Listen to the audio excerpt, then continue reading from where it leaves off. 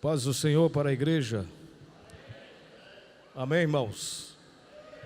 Glória a Deus. Eu quero louvar a Deus por estar aqui junto com os irmãos, para compartilhar desse culto tão maravilhoso, tão glorioso, uma canção, um hino de louvor ao nome do Senhor Jesus, que nós acabamos de ouvir, que nos toca ao coração. Eu quero convidá-los a ficar sobre os seus pés.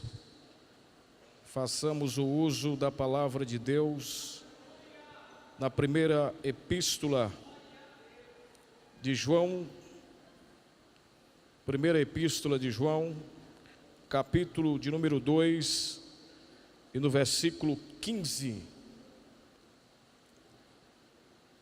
Primeira epístola ou carta de João, capítulo de número 2 e no versículo de número 15. Vamos ler o número 15, número 16 e o número 17. Glória a Deus. Quantos encontraram? Amém? Leiamos a palavra. Não ameis o mundo, nem o que no mundo há. Se alguém ama o mundo, o amor do Pai não está nele. Porque tudo o que há no mundo, a concupiscência da carne, a concupiscência dos olhos e a soberba da vida, não é do Pai, mas do mundo. E o mundo passa, e as suas concupiscências, mas aquele que faz a vontade de Deus permanece para sempre. Amém? Feche os seus olhos, vamos fazer mais uma oração. Em seguida nós estaremos falando aquilo que o Senhor colocou em nossos corações. Querido Deus, Pai, nós te adoramos, te glorificamos, meu Deus, por estar aqui reunido com o seu povo. Pai, nesta noite eu te peço que o Senhor possa continuar falando conosco através da sua palavra. Nós já ouvimos aqui hinos de louvores, hinos belíssimos que foram entoados para a glorificação e para a adoração do seu santo e precioso nome. Mas neste momento nós chegamos a um momento especial. É o momento da exposição da maior revelação de Deus para os seres humanos. Por isso nós te pedimos que o teu Espírito Santo tenha toda a liberdade de adentrar as partes mais profundas do nosso coração e falar conosco nesta noite, nos levando ao entendimento claro, bem simples do Evangelho do nosso Senhor Jesus Cristo. Em nome de Jesus, amém. Tomai os vossos assentos, em nome de Jesus. Glória a Deus. Eu quero louvar a Deus pela vida dos pastores, e todos quantos fazem parte do Ministério de Obreiros aqui na sede. Eu acho que é a primeira vez que eu volto aqui, depois que eu fui transferido lá para o Bom Pastor, pastor Orlando, pastor Joaquim, todos os obreiros, que Deus abençoe grandemente a todos vocês. Nós estamos ali, mas nós estamos aqui também, amém? O ministério, ele está localizado em pontos estratégicos da cidade, somente, Deus abençoe, somente para facilitar a evangelização dessa cidade. Amados, quando nós lemos esses versículos que nós estaremos embasando para falar a palavra de Deus nesta noite, nós entendemos que há uma grande necessidade para nós, como igreja de Jesus Cristo nessa terra, saber andar, caminhar nos caminhos de Deus, sem muitas vezes ser banidos ou muitas vezes ser alcançados por alguma seta, alguns dardos do inimigo que são lançados sobre aqueles que hão de herdar a salvação. Quando nós abordamos esse texto bíblico, nós vemos o escrito do apóstolo João, e João, que é o mesmo escritor da primeira, segunda e terceira epístola, é o mesmo escritor do Evangelho de Jesus Cristo e também é o mesmo escritor do livro de Apocalipse. Portanto, esse homem tem grande autoridade para abordar textos doutrinários para um melhor entendimento nosso e aplicação para as nossas vidas. E quando nós lemos esses versículos, nós entendemos que essa carta ela foi escrita lá pelos meados do anos de 85 a 90 antes de Cristo. O apóstolo João escreve essa carta, não tem endereço. A carta é uma carta que foi enviada de modo circular. Essa carta deveria circular em algumas igrejas da Ásia para evangelização e para a prevenção de alguns falsos profetas que haviam se levantado dentro da igreja, levando o povo que havia sido convertido pelo Evangelho de Jesus Cristo, levando o povo a abandonar a fé, a saírem dos caminhos de Deus e a voltarem para a prática do pecado no mundo. Pois bem, quando nós abordamos o texto, já entendemos que João está trazendo uma exortação, João está trazendo uma prevenção para esse povo que leria essa carta, que tem como caráter circular, que haveria de passar alguns lugares para trazer a eminência, a apresentação de uma eminência de falsos mestres na época. Portanto, nós vamos falar nesta noite sobre apostasia. O que significa apostasia? Nós vamos entender que a apostasia, ela não é algo que apareceu nos nossos dias. A apostasia, ela já vem desde a antiguidade. Deus já tem levantado os seus homens, os seus profetas, aqueles que foram chamados e nomeados e dados autoridade a estes para repreender e alertar o seu povo, no caso a igreja de Jesus Cristo, que caminha a passos largos para um dia estar com Cristo, para um dia herdar o reino de Deus. Observemos, pois, que a palavra apostasia, ela significa aquele que abandona a fé. Apostasia significa o abandono da verdade. Quando nós olhamos para os escritos que João escreve, a mensagem dele é mensagem preventiva. E ele vai falar a respeito de um povo que estava caminhando na presença de Deus, mas que deveriam estar alertas com todas as circunstâncias que enfrentariam devido ao começo, era as origens. Essa carta ela é escrita para a primeira geração, ou seja, para a geração daqueles que já estavam filtrados, aqueles que já estavam embasados e crentes no Senhor Jesus. Qual é o objetivo do apóstolo João? Alertar o seu povo quanto às apostasias, quanto aos perigos que há por aí para nos tirar, para nos ludibriar ou enganar o seu povo, para não estar com comunhão com o nosso Deus. Quando nós falamos de apostasia, nós voltamos lá atrás e nós citamos e entraremos em um texto bíblico que está no primeiro livro dos Reis, no capítulo 1 e no capítulo 18, a partir do verso 1, a história vai falar a respeito de um profeta chamado Elias. Sabemos que essa história é muito conhecida, mas para trazer aqui como exemplo de um povo que se apostatou na antiguidade da presença de Deus, é necessário que nós tomamos alguns exemplos sobre a história que circunda sobre Elias, sobre Acabe e sobre a nação de Israel, que a partir desse tempo da geração que aparece Elias no cenário bíblico, o povo de Deus, o povo de Israel, o mesmo povo que teria sido chamado lá no Gênesis capítulo 13, capítulo 12, a chamada de Abraão, nós vemos que desde que esse povo foi chamado, tomado como propriedade particular de Deus, esse povo tem tido problemas com a sua vida espiritual. Esse povo tem tido dificuldades para servir a Deus em espírito e em verdade.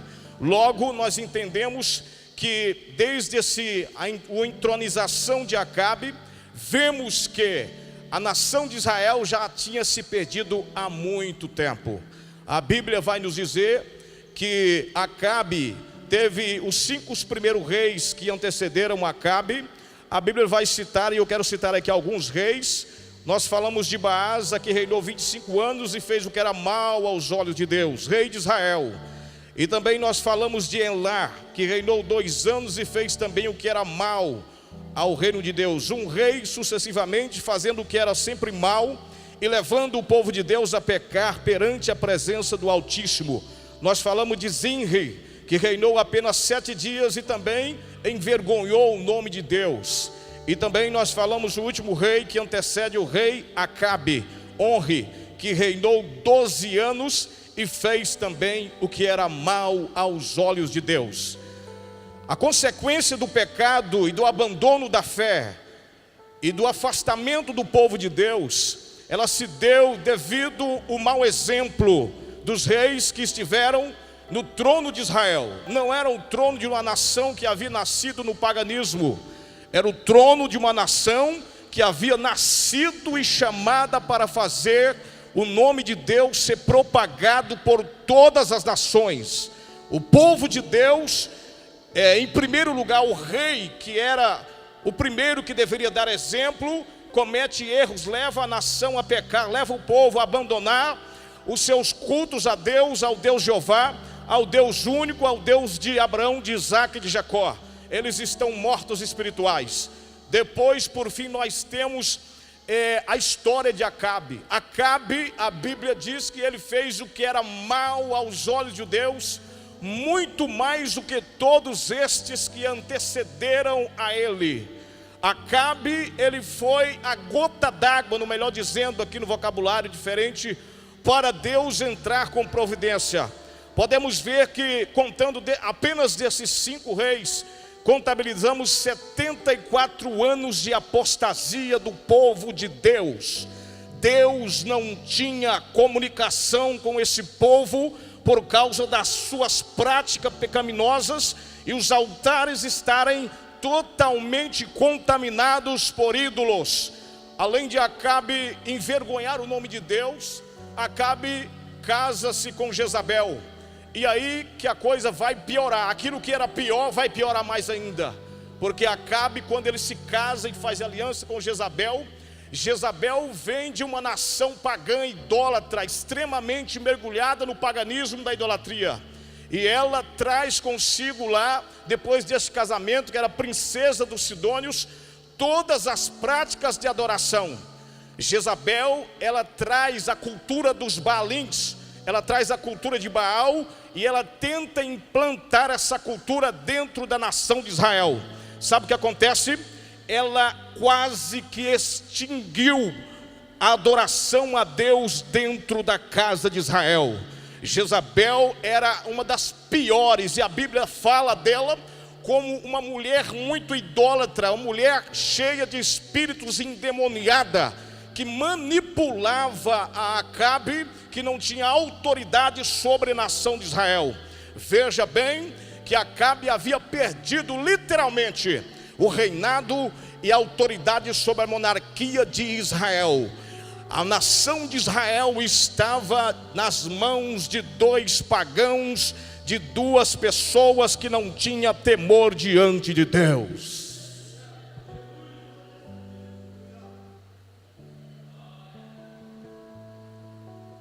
Mas, quando nós pensamos que a coisa está difícil, preste atenção no que eu vou dizer para você aqui hoje. Quando você pensa que as coisas ao seu redor estão fora de controle, as coisas ao nosso redor poderão, pela nossa visão, estar fora de controle, elas estão inteiramente no controle das mãos de Deus. Deus controla aquilo que está descontrolado pelos homens. Quando imaginamos que as coisas vão piorar, Deus está controlando tudo, porque Ele é o Deus e Ele rege todas as coisas. O homem vai aonde Deus permite, porque quando Deus manda parar e Deus quer mudar o quadro da história desse povo, porque o povo de Israel é um povo de propriedade de Deus. Foi Deus quem chamou esse povo, foi Deus quem guiou esse povo, foi Deus quem abriu o mar vermelho por esse povo, foi Deus quem defendeu esse povo, foi Deus quem guardou esse povo no deserto, foi Deus quem guardou a descendência de Israel, foi Deus que passou esse povo no Rio Jordão, foi Deus quem protegeu esse povo. Então Deus não ia dar esse povo de mão beijada para o diabo. Deus iria fazer algo extraordinário. Sabe o que acontece?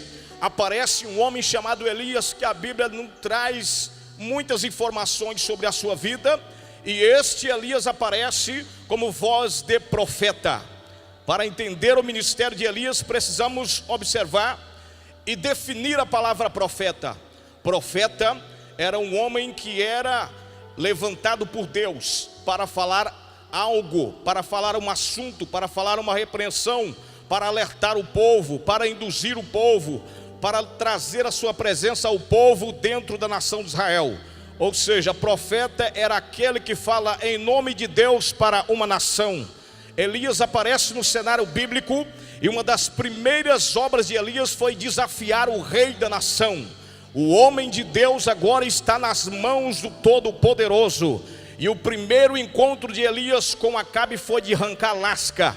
A primeira decisão e a primeira palavra de autoridade de Elias foi dizer para ele: a partir de hoje, a partir de agora, não cai chuva, nem uma gota de água nesta nação, porque Deus mandou eu vir aqui neste lugar.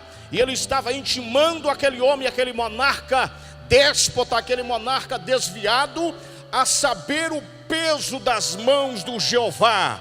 Aquele quem conhecia, que ele bem conhecia o Deus Jeová, mas ele estava afastado, ele não tinha mais temor de Deus.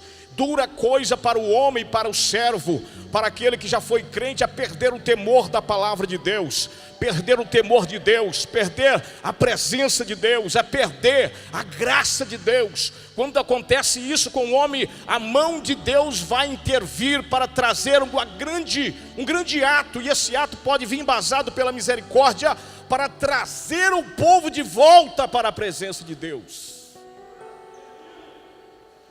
A profecia de Elias, irmãos, não era uma profecia qualquer.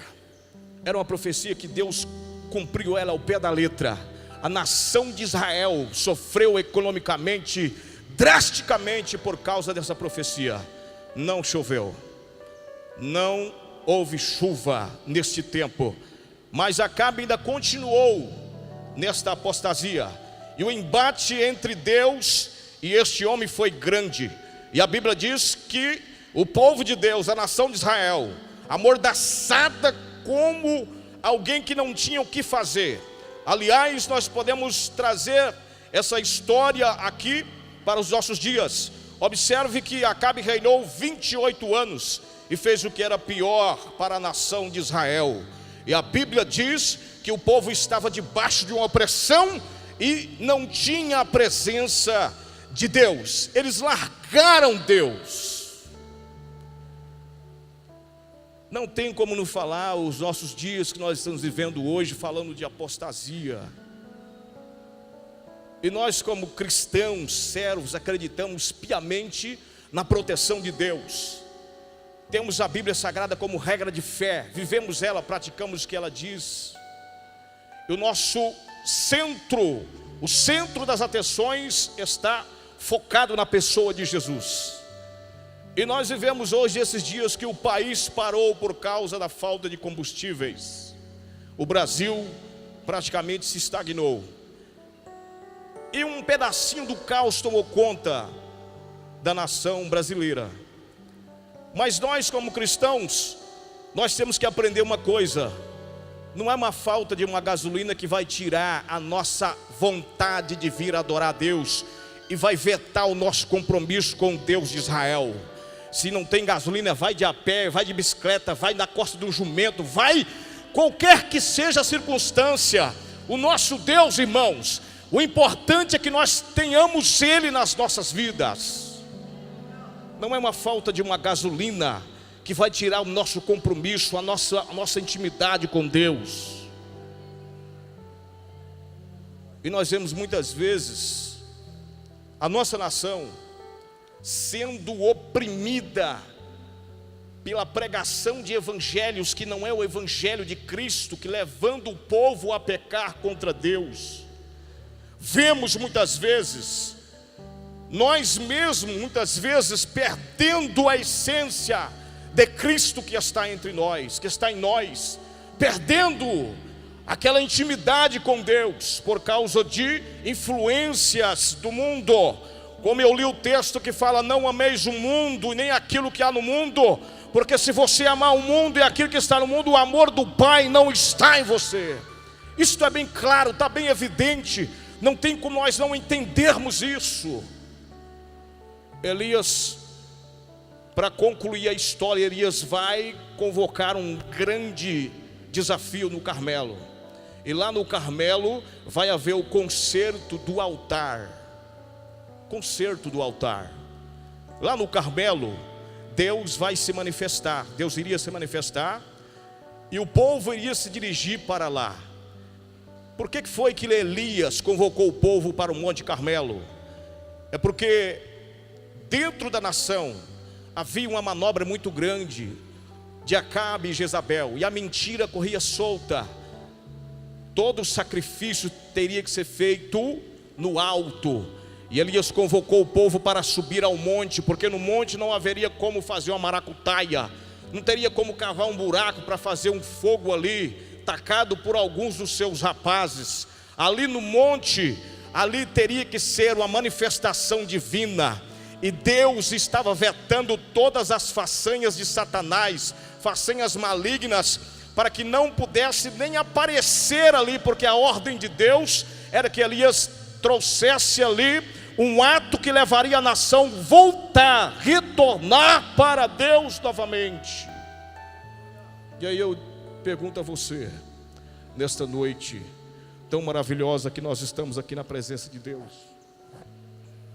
meu amado, queridos irmãos, senhores e senhoras, cristãos, como está a sua vida espiritual para com Deus? Como é que está a sua vida, a sua intimidade para com Deus? Como é que está a sua vida de oração? Como é que está a sua vida de leitura da palavra de Deus?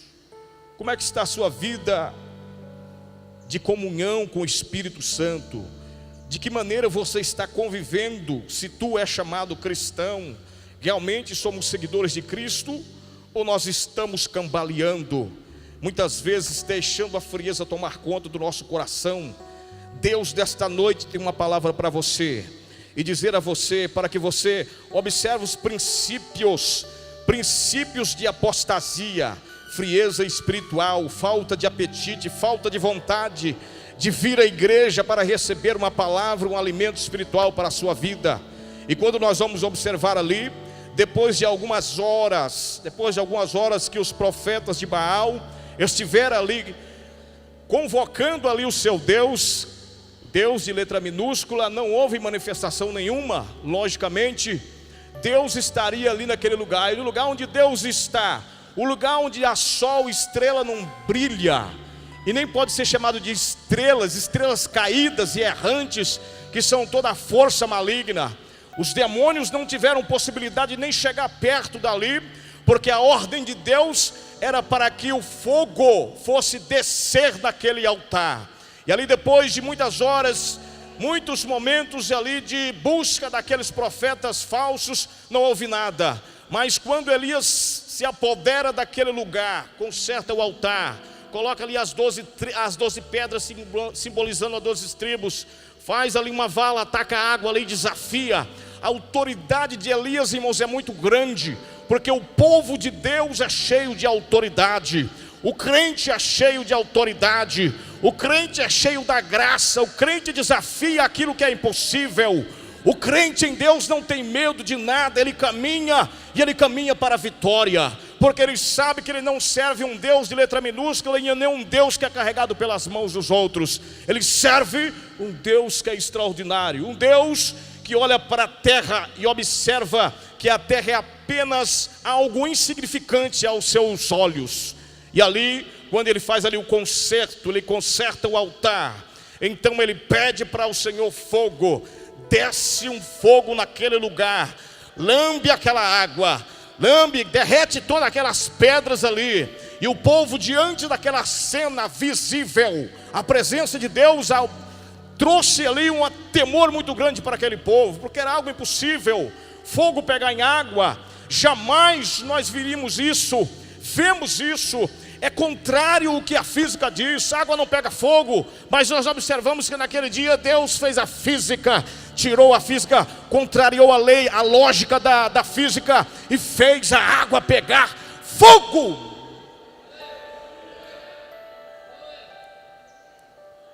A nação de Israel volta para Deus naquele dia.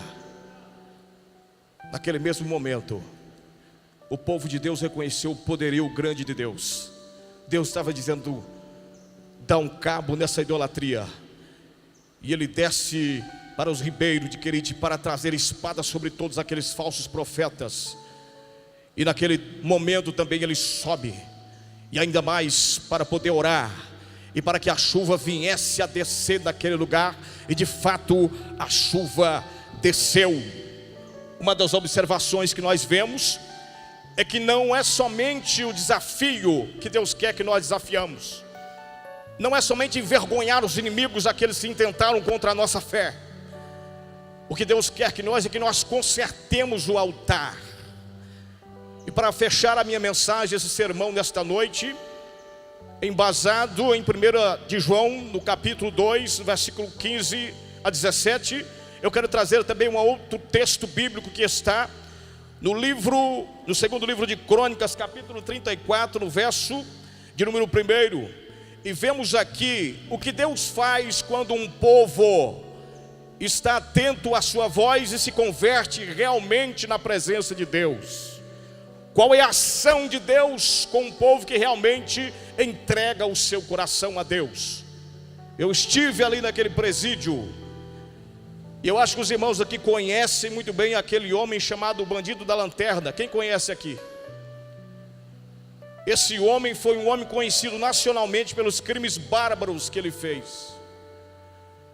E aquele homem que estava ali nessa cadeia trouxe um terror ali para aquela cadeia. Mas não foi um terror de vandalismo ou rebeldia. A presença de Deus toma forte a vida daquele homem. E nós tínhamos ali alguns que não acreditam na transformação do homem. Aquilo que era um ímpio antigamente, usado nas mãos de Satanás, agora está sendo usado nas mãos de Deus. Sabe o que ele fala? Ele diz assim: eu não tenho mais vontade de sair. Se eu sair bem, não sair. Se eu morrer pregando, é uma honra. Se eu morrer falando de Jesus, é uma honra. Aquilo que era usado nas mãos do inimigo, agora é usado nas mãos de Deus. Muitos não acreditam, mas Deus não quer saber de onde você veio, não quer saber a cor da sua pele. Deus não quer saber o grau de escolaridade que você tem. Deus não quer saber a sua família. Deus não quer saber se você foi concebido diante de um casamento ilícito. Deus não quer saber a sua origem. Quando Deus escolhe alguém para usar, irmãos, Deus escolhe verdadeiramente alguém para usar. Quando Deus escolhe alguém para usar, Deus não olha para a sua história e seu passado. Ele é Deus, Ele faz o que Ele quiser, Ele é soberano. E a sua vontade não pode ser barrada, e nem parada, e nem interferida por ninguém. E eu comecei a observar: o nosso Deus é milhões e milhões de vezes mais do que você imagina. E aí nós perguntamos assim: até que ponto vai a graça de Deus? Às vezes nós queremos medir a graça de Deus. Isso aí não, isso aí já está perdido, está no inferno. Nós não sabemos o ponto que a graça de Deus vai.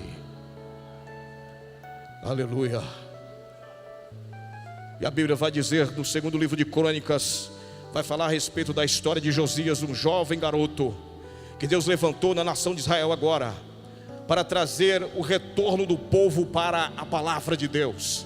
A Bíblia diz que quando Josias começou a reinar, e ele reinou 31 anos em Israel, e a Bíblia fala que ele arrebentou, ele trouxe uma destruição total na idolatria do povo que estava novamente fora dos caminhos de Deus. Destruiu os postes ídolos, destruiu os ídolos de Baal, destruiu os bosques que eram usados para sacrifícios de animais, para a idolatria e para levar o povo a sair dos caminhos de Deus. Josias acabou com aquela palhaçada que havia dentro de Israel. Sabe o que foi que aconteceu? Josias disse assim: após nós limparmos essa palhaçada, essa idolatria diante do nosso Deus, vamos fazer uma reforma no templo. Foram fazer uma reforma no templo. e começaram a trabalhar no templo, começaram a quebrar algumas paredes, a fazer algumas mudanças ali. E a Bíblia diz que Uquias, que era o sacerdote, acha o livro da lei. O livro da lei era o livro que estava escondido, e o povo de Deus já não tinha mais acesso a esse livro. Quando Uquias acha o livro da lei, ele traz o livro da lei diante do rei, e este livro é lido na presença do rei. Quando ele abriu aquele livro e começou a ler aquele livro, o livro sagrado, a Torá dos judeus, a Torá do povo de Israel, o Pentateuco, começa a ler aquele livro em voz alta. As palavras que estão escritas naquele livro são palavras inspiradas por Deus. Caiu-se diante da presença de Deus Josias e disse: ide consultai a quem é de direito, porque o que está escrito nesse livro, se verdade é, grande é o furor do Senhor contra a nossa nação. Sabe o que leva um povo de Deus a apostatar da fé? Falta de palavra de Deus, falta de Bíblia, falta de estudo, falta de desejo de ouvir a mensagem do Senhor, que nos leva ao conserto na presença de Deus. Sabe que o povo estava fora dos caminhos de Deus porque eles não tinham acesso mais à palavra. A palavra que traz conserto para o ser humano. É através de uma palavra, através do Evangelho de Cristo que você é tocado. E o Espírito que me faz pregar para você nesta noite é o mesmo Espírito que te convence neste lugar e diz a você, e te faz você sentir: Senhor, eu estou precisando de mudar a minha vida. Senhor, eu estou falho da sua presença. Senhor, eu preciso voltar, retornar a ser aquele crente com essência do Espírito na minha vida. João Batista veio pregando o Evangelho, dizendo assim: arrependei-vos, porque é chegado o reino dos céus. Jesus também veio pregando: arrependei-vos, porque é chegado o reino dos céus. Você sabe o primeiro posicionamento do cristão, do servo de Deus, para retornar para Deus, é o arrependimento. Aqui e acolá nós ouvimos falar assim: aqueles cultos de antigamente que nos fervia a nossa alma, e o nosso espírito ficava alegre. Parece que a palavra estava latente no nosso coração. Cadê aqueles cultos? Sabe, cadê aqueles cultos? Aqueles cultos morreram, sabe por quê? Porque faltou vida de comunhão de nós mesmos para com Deus. Se nós não estamos vendo, ouvindo, sentindo a graça e o poder de Deus, é porque falta uma entrega maior nossa perante a presença de Deus. Não ameis o mundo, nem aquilo que há no mundo, porque aquele que ama o mundo e as coisas que no mundo há, o amor do Pai não está nele. Quantas famílias e vidas, ministérios caídos, envolvidos com pecados expostos, pecados movidos pela sua ganância, movidos pela sua falta de observação diante de Deus. Deus nesta noite nos leva a pensar, a analisar, que a vida do crente deve estar regada debaixo de oração, de oração, de oração, de vida no altar.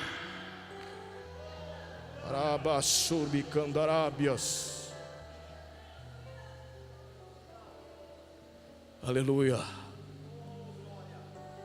Sabe o que Jesus disse? Vigiai e orai para que não entreis em tentação. Vigia, ora para que você não entre em tentação. Vigia, ora para que você não entre em tentação. O diabo, ele não brinca de ser diabo. O crente pode até brincar muitas vezes, não levar a sério aquilo que Deus entrega e o ministério que Deus colocou na mão dele, mas o inimigo não brinca.